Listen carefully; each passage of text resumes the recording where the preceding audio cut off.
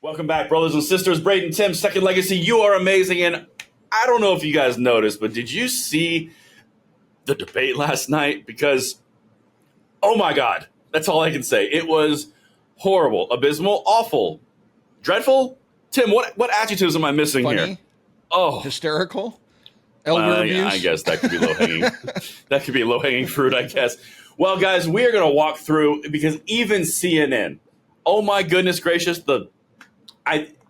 there might be a second coming of some sort of religious figure because CNN was tearing Biden apart, and it was crazy. So make sure you guys like the video, subscribe to the channel, turn the notification bell on. With that said, Tim, are you ready to deploy sarcasm and humor? Because we are going to need it on this one. I just want to point out before we go into this, though, that throughout the entire debate on social media, on Twitter, everybody on the Democratic side was like freaking out. Except one person. Harry Sison was out there talking about, oh my God, Biden just eviscerated Trump. Oh my God. And everybody else is like melting down. And everybody, even the Democrats. Everyone else is losing their minds. Even the Democrats are going, what's up with Harry over here? Oh, Hair Bear, pull it back a little bit, my man. Pull it back. Well, I mean, just to kind of speak right to your point, what we're about to show you guys is just the first video that we can put together and jam together after the CNN response. We've got more of this coming, but speaking to Tim's point, Dr. Slides, could you play number one to set the tone? Anderson, this was a game-changing debate in the sense that right now, as we speak, there is a deep, a wide, and a very aggressive panic in the Democratic Party. It started minutes into the debate, and it continues right now. It involves party strategists, it involves elected officials, it involves fundraisers. And they're having conversations about the president's performance, which they think was dismal, which they think will hurt other people down the party in the ticket. And they're having conversations about what they should do about it. Some of those conversations include, should we go to the White House and ask the president to step aside? Other of the conversations are about, should prominent Democrats go public with that call? Because they feel this debate was so terrible. They do say in moments in the debate later, the president got better and got his footing, but then at the end, even his closing statement was a little halting. The contrast between the two candidates. Let me be clear. None of them, and a lot of Republicans, don't think Donald Trump had a great night. Donald Trump broke the fact-check machine more than I can count tonight. That will be on the record as we go forward. He refused to answer some very specific and direct questions about his conduct, about January 6th and what all. So that will be dealt with out there. And sometimes there's a parallel universe between the political elites and the American people. It'd be nice to see what the voters say. But I can tell you, it started minutes in. It started with the first couple of answers, and it has continued throughout the night from a, oh my God, oh my God, oh my God, to what do we do about this? And it involves very senior people in the Democratic Party, including elected officials, saying we have a problem. And just wrong. I mean, he's not wrong, but for that to be the first thing, just in the sequence of this follow-up, that was the first thing they opened with. They literally went from Biden shuffling off stage onto that commentary opener. They're terrified.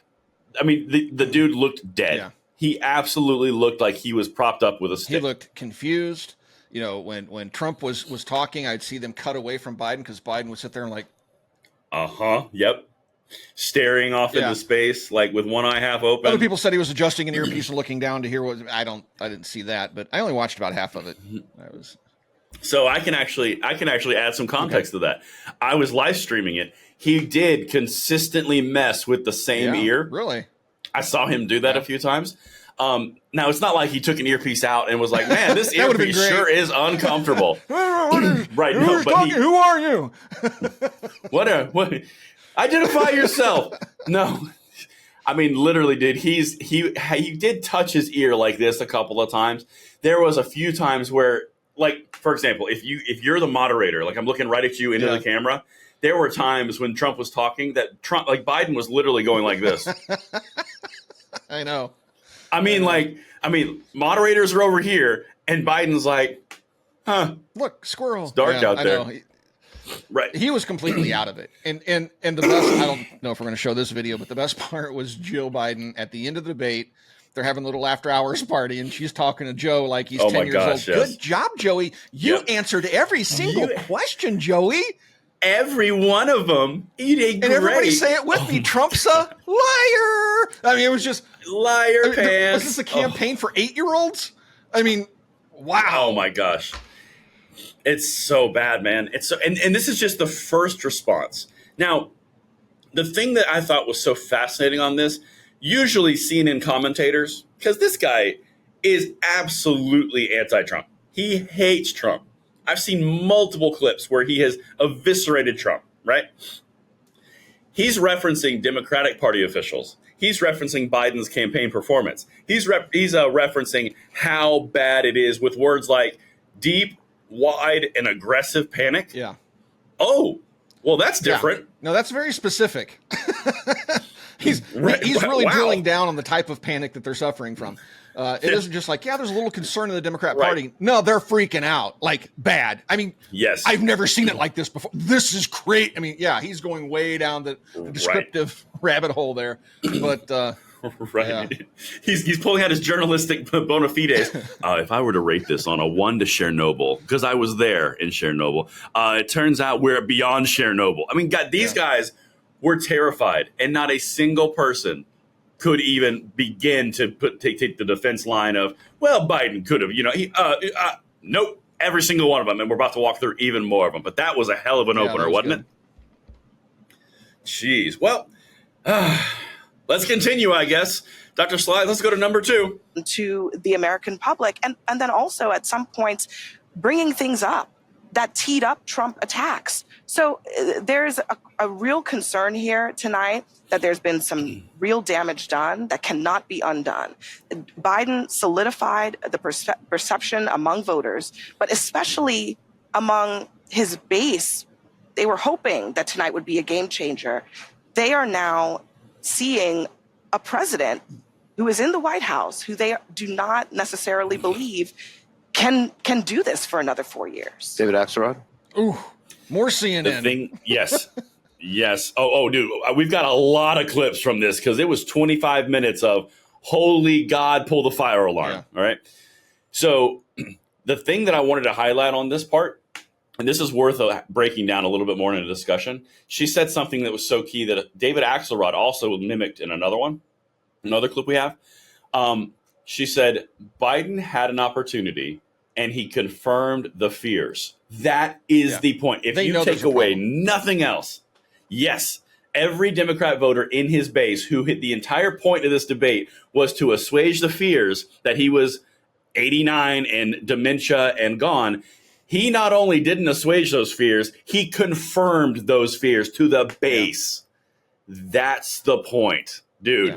I mean, literally, add your context. The Democrat Party was hoping beyond all hope that the drugs would work, that he would have this great showing, kind of a State of the Union type, oh my gosh, he actually looked coherent tonight. They were just hoping for that. The bar was set so low. All he had to do was speak English, be coherent, and not look just beep crazy. And he couldn't do it. The drugs weren't working. I think he's gone past the point where they can actually pull him back a bit with Adderall and methamphetamines or whatever they're juicing the guy with. Yeah. He's done. And he's absolutely gone. And you could see immediately after the debate, all the video of him, at the after hours or after the debate party and all this other stuff, he was way gone. It doesn't know where he's at gone. That stare, not looking at anybody around him while people are talking to him. And it's crazy. And look, I don't like seeing Biden being tortured like this. He's just an old guy, belongs in an old folks home where he's being taken care of, but he's being propped up by a party, right? His wife is doing it. Everybody around him is doing the same. You can do this, Joey. It's really important for America. No, it's important for your own power and your own political aspirations. It's their own power. You're torturing this old man that needs medical attention and keeping him propped up for your own reasons and for your own selfish needs and wants for power and money. And that's what's really, truly disgusting in all of this. But politics are dirty. And I'm not absolving the Republicans of dirty behavior. They do it too. Oh, so God, no. I'm just saying politics in general. But what they're doing with Joe Biden right now, 30 years ago, 20 years ago, would not be happening. There would be some sort of an intervention. The 25th Amendment or something would come into play, right? You are absolutely correct. I don't get it. I mean, this is so... you can't hide it anymore. Crazy. And even CNN. No. Now, look, I think CNN has had an agenda because we've talked about this a bit before in the past. CNN has an agenda to replace Biden. I believe CNN as an organization and most of the people there that run that show honestly believe Biden is having trouble. and they don't think he's a strong candidate. So they've been kind of beating that drum because they've had random acts of journalism for the last 6-7 months since this campaign started to spin up. They have made critical statements about Biden before, and it's not surprising. I guess it is a little surprising to the degree of these video clips you're showing right now. I expected CNN to kind of continue down the let's get Gavin installed type of road. But they're like, just these clips are crazy. They're like full on. Biden's broken. He's destroying his own base, not the independents. Usually they talk about the independents like, well, anybody sitting on the fence, watch this performance tonight. Well, they're probably not going to vote for Joe now. No, they're talking about the base. The base is going, this guy can't do the job anymore.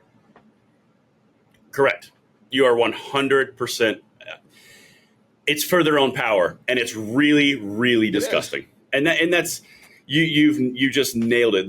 The context that you just added, very, very solid. I couldn't agree more because genuinely, this is no longer about Biden. This is now about the Democrat power. That's exactly what this is. And it really is sad. I mean, take a look at what they've done this before in recent history. Look at Fetterman. After he had a stroke, he was a mess. Very true. He's gotten better, but when they were pushing his candidacy hard, they did everything they could to drag him across the finish line in that race. And he was struggling after his stroke. I mean, he couldn't focus on anything. He couldn't speak a sentence. He had to read text because people speaking to him, his brain couldn't process. And I get that. It was a medical type of thing. But now, and they thought they had another Joe Biden that they could just prop up, put in office. He's a vegetable, just, not trying to be insulting there, but we can influence him and get him to, do our bidding is exactly what they're trying to do. And now Fetterman's like getting better, and Fetterman's coming out like, yeah, I'm not progressive anymore. And he's getting the stroke actually fixed his thinking, right? It fixed my brain. And now they've lost that. It's like, but they've tried to do this before. They want Joe in power because Joe's not running the show. Joe's not making the calls. 100. That's why I see this radical agenda. Because you go back 20 years in time, Joe Biden didn't agree with any of this radical agenda. Just during the Obama administration, he was speaking out against gay marriage. And now he's painting the White House rainbow colors. That isn't him doing that. No. It's about Democratic power. It's about the administrative power. It's about the people who want the power, not Joe. But that's just the second clip. Let's go to the third one here. Dr. Slides is number 3. Hit me with that one. If anybody in America thinks that was even close to being an okay debate by Joe Biden, I'm living in a parallel universe. That was an unmitigated disaster for President Biden from the second he walked out to the closing statement. The biggest issue for Democrats is abortion, and he couldn't give an answer. He gave an answer he couldn't even give a coherent answer on the biggest issue for Democrats tonight. I've heard from leading Democrats across the United States, elected governors, congressmen, who are texting me and saying, I'm worried I'm going to lose if Joe Biden's at the top of the ticket. Bob Casey, I promise you tonight, in the state of Pennsylvania, is thrown up in his mouth because he knows that if he's got to stand next to Joe Biden, he's going down in Pennsylvania. If he's on the ticket, I don't know how it's going to work. Yeah, look. Wow, dude. Yeah. Wow. Yeah. It isn't just one person on the panel. It's the whole panel. No, it's the whole panel. And the reason I wanted to put that clip in there is how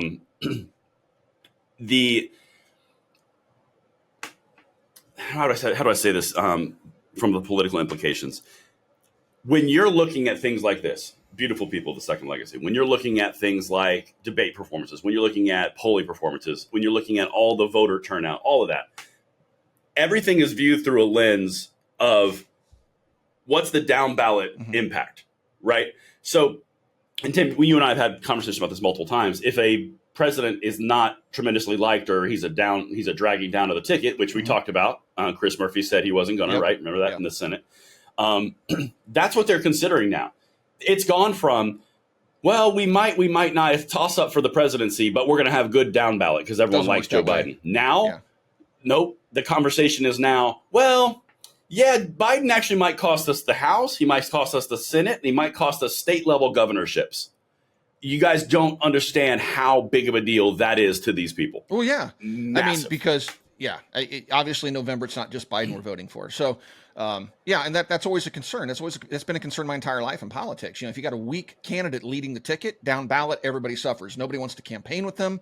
And of course, if your president is wildly unpopular, it makes your entire party wildly unpopular. And so it does have down ballot implications. And so they're concerned not only are they going to lose the White House, they're going to lose the House and the Senate as well. And they could lose local races, state level races because of this debacle. So that's a very real concern. And that I think is why CNN for the longest time has been kind of, I won't say against Joe Biden, but very cautious about their assessment. They've been concerned about their assessment of Joe Biden's performance politically. So yeah, it's crazy that they just pulled the stops out. I'd like to be a fly on the wall in the green room when they're watching the debate as they're getting ready to do this little roundtable discussion, because I can only imagine what they're saying. Because whatever they're saying here is the watered down version. Is what I'm getting at. Absolutely. I'd want to be like firmly in a seat and just eating popcorn, just like because, oh look, oh my goodness, Van Jones, you're whatever crying. They say on camera is 10 times less potent than what they were saying in the green room before the camera started rolling. Absolutely. There were a lot of 4-letter words you are 100% tossed correct. around. Oh, yes, absolutely. The bottom line, people, we've got more of this to come. They are terrified, and they're now shifting from, oh, this could be uncomfortable, to, oh my God, Trump's going to be president again. That's what you're watching. All of this. That's what you're watching. What's really interesting here is nobody's talking about Trump's performance, right? It's just how bad Biden was, because Trump's performance wasn't great. I mean, he didn't. Nope. When he was asked a question, he would go to the previous question and answer it again, and then have like 10 seconds to address the actual question. And people noticed that, right? Now, I think a lot of that's because of the 2-minute rule in the debate. How they tried to structure the debate to favor Joe Biden. It really limited and I didn't see it as much of a debate because there wasn't a back and forth. It was just like, you speak, next question, you speak, It wasn't a debate. Debate means somebody says something and somebody counters. There wasn't a whole lot of that at all. Right. They tried to filter all that out. I would completely agree. I mean, that was so bad, dude. It was so bad. Biden looked dead, man. The perception, the body language, the verbiage, it was just, oh. But we got more. We got more to bring in another video, so take us out. We got more videos. Oh, we're done with this one? Okay, fine. Oh, we're done with this one. Yeah, but we got more coming later. Watch for future videos, folks, because we're not done with this one just yet. And it'll be interesting to see how this all plays out. Let us know in the comments down below. Do you think they're going to replace Biden now? I mean, we've been talking about this for several months. Do you think that the reason they set this debate so much before the actual convention, that it left them some wiggle room to pull Biden and put somebody else in power for the DNC's convention? We'll find out. But let us know in the comments. Thanks for watching Second Legacy. We'll talk to you guys soon.